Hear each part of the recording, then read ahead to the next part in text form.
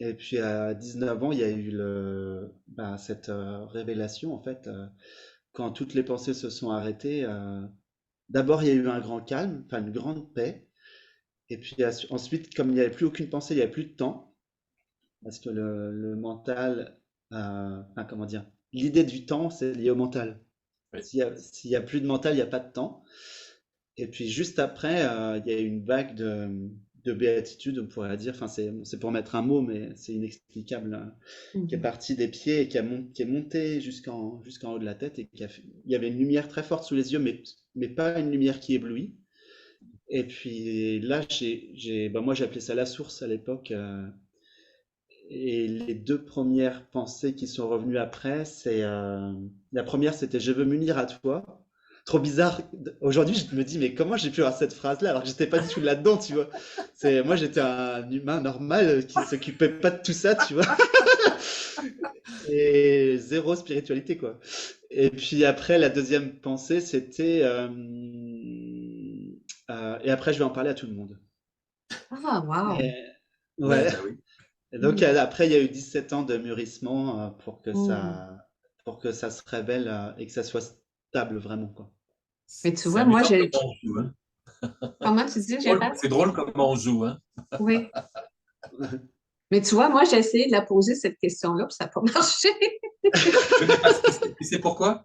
Pourquoi? T'as essayé de la poser. Ah bon? Pierre, ça a émergé spontanément, Ah ouais. quand Puis là, même. je me Tu disais, vois? mais c'est quoi son truc?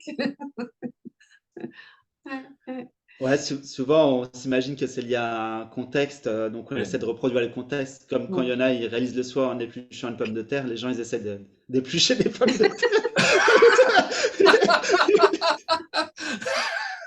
On va tous se mettre. Ouais. Non, non, c'est pas lié à ça. Non, non, non, mais pas du tout, hein. De toute façon, il y a pas de vrai contexte en vérité, hein. Ça se fait comme ça doit se faire, hein. Mm, mm, mm. Tu parlais d'une un premier réveil à 19 ans, puis 17 ans plus tard, une réalisation. On entend souvent ça comme si le premier réveil, là, à défaut de meilleurs mots, là, je vais l'exprimer comme ça, on se rend compte qu'on n'est rien, qu'il n'y a personne, c'est un peu la vacuité, puis comme un second éveil où là, on est tout, il s'est plein, puis qu'on est l'amour. Est-ce que tout le monde le vit comme ça? Parce que je vois que certains continuent de dire mais il n'y a personne, on n'est rien, il ne se passe rien, il ne s'est jamais rien passé. Puis à d'autres personnes vont dire mais tout n'est qu'amour, tout est extraordinaire, on est tout, on englobe tout. C'est comment on- comment on gère ça, pas gérer, c'est pas le bon mot, mais comment on vit ça, là, tu sais, est-ce que tout le monde le vit comme ça? Je vais poser la question comme il faut.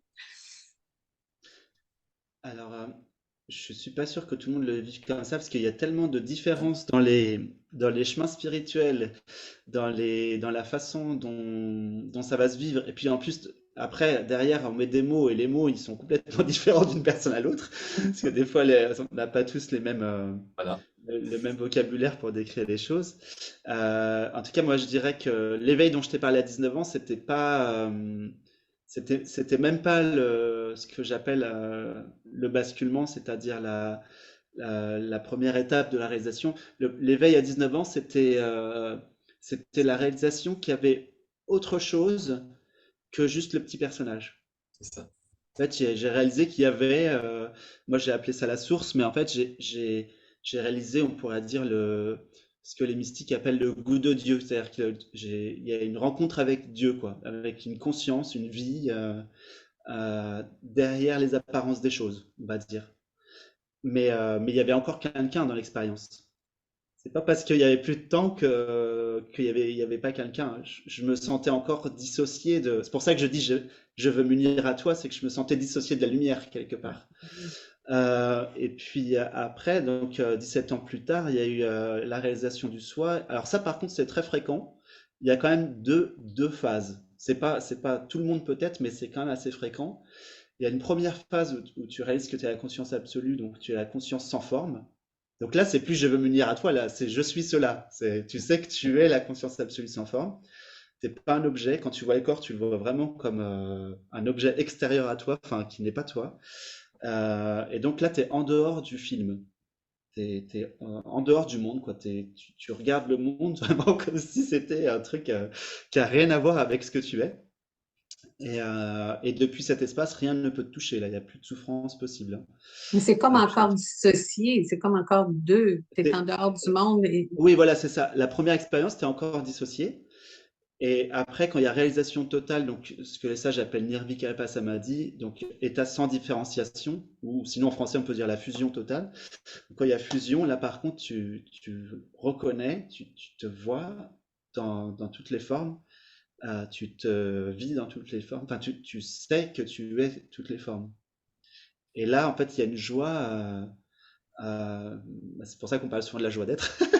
Il y a une joie à se vivre à travers toutes les formes, toutes les expériences, tout en sachant que tu n'es aucune forme et que tu es intouchable. Exactement. Ça paraît très paradoxal. D'ailleurs, ça se vit beaucoup comme un paradoxe parce que, par exemple, tu vis en même temps un non-temps radical, un maintenant radical, et en même temps, tu vois, il semblerait, encore une fois, tu vois comme ça fait même pas comme un temps, ça fait, il y a des scènes comme ça qui passent devant, devant la présence, mais euh, c'est même pas un temps linéaire comme on le pense avant, mais ouais, je saurais pas trop expliquer, mais en tout cas, en gros, il y a toujours en même temps ce qui bouge jamais et en même temps l'apparence d'un mouvement à l'intérieur.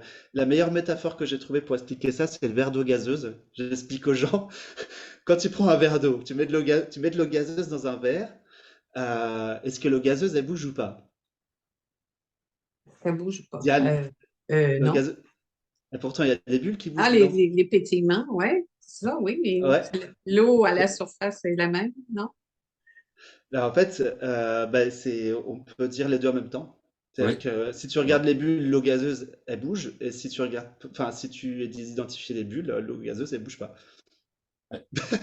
Donc c'est les deux en même temps. C'est pareil, la réalisation, c'est les deux en même temps. C'est pour ça qu'il y a des sages qui disent je suis rien, tout. Je suis à la fois rien, tout, les deux en même temps et aucun des deux.